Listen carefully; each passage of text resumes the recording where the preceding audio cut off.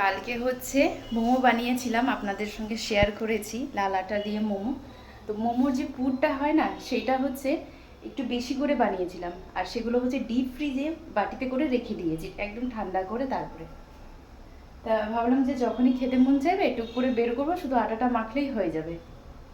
তা ভাবলাম যে আজকেই করে ফেলি। আজকে রাতের রান্না এগুলো, হ্যাঁ দুপুরবেলা রান্না করছিলাম।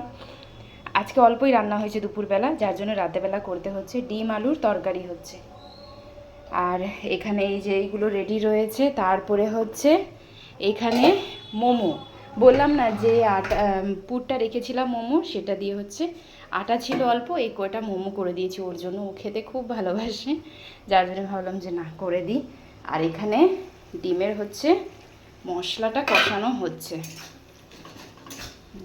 টমেটো বেশি করে দিয়েছি, পেঁয়াজ, ধনিয়া পাতা, জিরে আটা, জিরে আদা আর হচ্ছে লঙ্কা বাটা।